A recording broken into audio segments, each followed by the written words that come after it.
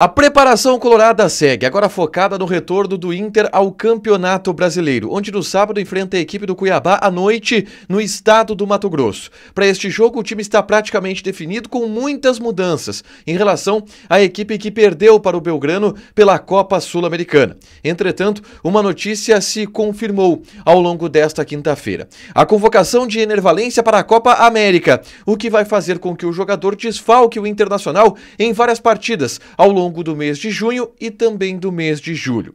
René, que foi personagem negativo na derrota para a equipe do Belgrano, está avançando no seu processo de renovação contratual. O Internacional libera imagens do estádio Beira-Rio e do CT Parque Gigante, mostrando o atual estado e condições das dependências internas com novos prazos de recuperação para esses locais.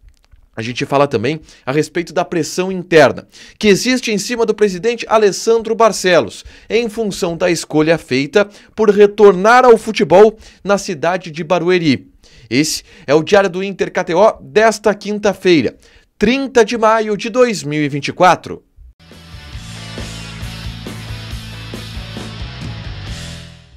Tudo bem, gente? Obrigado pela participação aqui. Não esquece de deixar teu like, te inscrever, de ativar as notificações. Bora falar do Internacional aqui na Dupla. Nesse vídeo, um resumo do que de mais importante aconteceu no noticiário colorado ao longo desta quinta-feira. A gente começa falando sobre o treinamento, mais um no Otto Hotel em Itu, onde o Inter se prepara para o próximo compromisso contra a equipe do Cuiabá pelo Campeonato Brasileiro.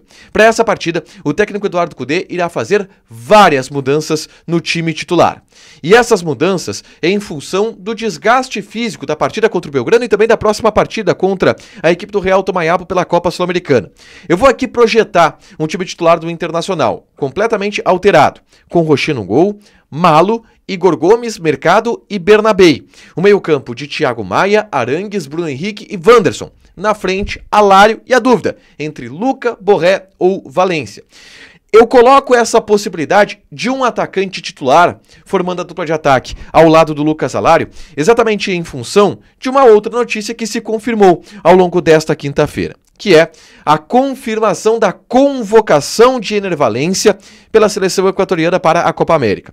Essa convocação, que o Borré também tem pela seleção colombiana, ela estabelece que estes dois jogadores não estarão à disposição do técnico Eduardo Cudê depois do dia 3 de junho, que é quando eles devem se apresentar para as datas FIFA e Copa América. O Internacional ainda tenta a liberação para que esses jogadores possam atuar na partida contra o Real Tomayapo, na Bolívia, pela Copa Sul-Americana. Mas isso ainda não está garantido. De qualquer forma, eles não vão poder ter uma sequência de partidas com o Internacional. Então cabe ao Eduardo Cudê forçar um pouco mais esses jogadores e fazer com que eles atuem, por exemplo, no Campeonato Brasileiro. É uma possibilidade. Por isso eu levanto essa hipótese de um dos dois, ou Borré ou Valência, jogar ao lado do Lucas Alário na partida contra o Cuiabá, no estádio da Arena Pantanal. Tá.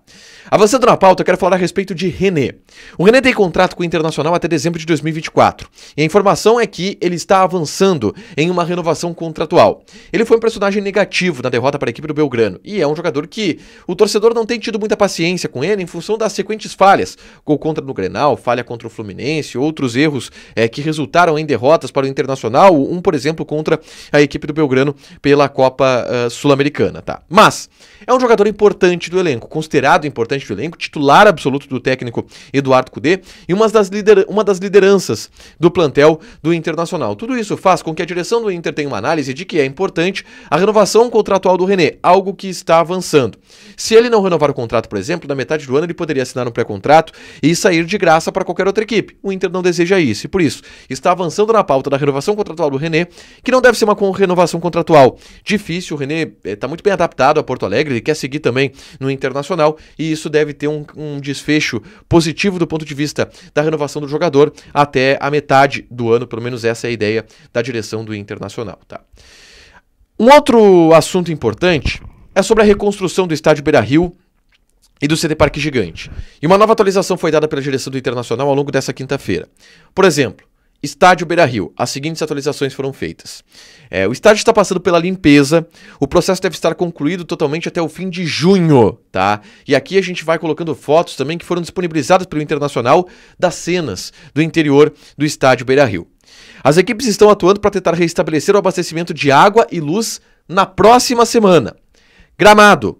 O plantio de inverno começou nesta semana. O prazo pode variar conforme as condições climáticas do período. A expectativa é atender a previsão inicial, 40 dias, para o plantio da grama de inverno.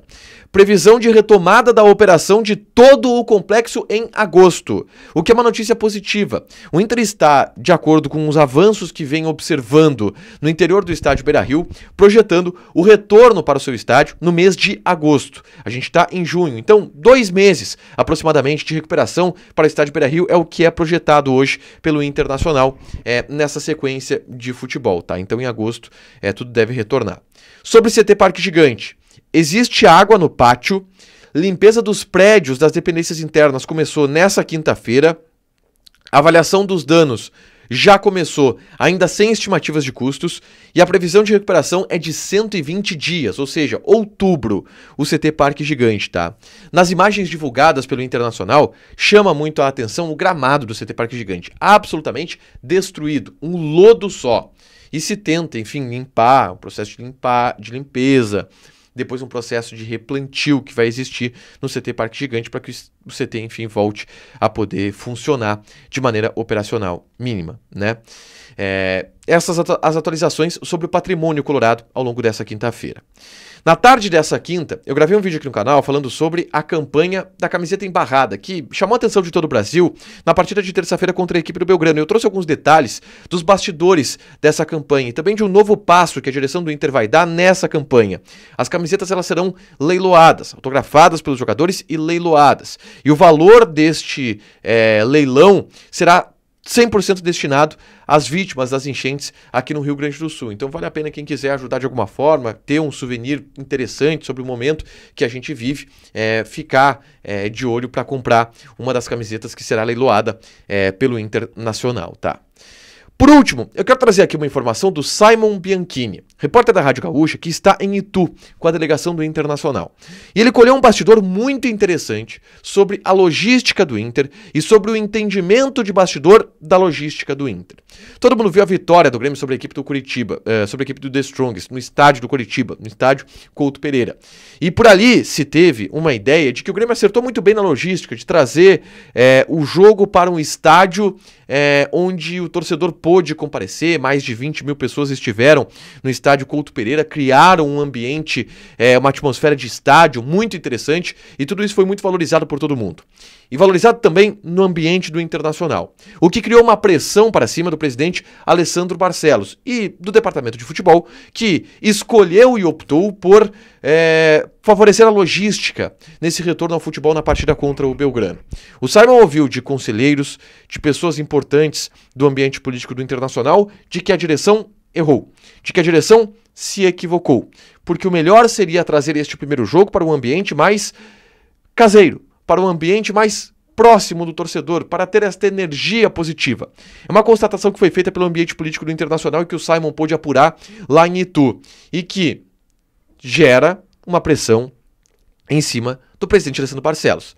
Essa pressão ela vai resultar em alguma coisa? Não do ponto de vista prático, mas é uma pressão. É um entendimento que existe no ambiente do Internacional de que o clube errou. E já estava previsto isso, o Inter está correndo contra o tempo e vai voltar para o Rio Grande do Sul. O próximo jogo do Internacional com mando de campo, que é contra o Delfim no próximo dia 8 de junho, ele acontecerá no estádio Alfredo Jaconi, em Caxias do Sul. Mais um ponto de que o Inter entendeu, isso já estava decidido antes, mas em paralelo a isso o Inter entendeu que errou na logística de ter mandado o jogo em Itu. Para fechar, gente, vamos falar aqui de KTO, tá? Vamos passar algumas odds desta sexta-feira. A gente tem, por exemplo, no sábado, jogos pela Série A, mas a gente tem na sexta-feira jogos pela Série B. Por exemplo, Ceará e Coritiba. Odd do Ceará 2.12, empate 3.14, Coritiba 3.5. Temos também Goiás e Sport. Odd do Goiás 2.14, empate 3.1, Sport Recife 3.5. Joga na KTO, te registra, coloca o cupom A Dupla que tu ganha 20% de bônus em cima do teu primeiro depósito. Fechado? Deixa teu like, te inscreve, ativa as notificações que vai ter mais conteúdo aqui no canal. Beijo!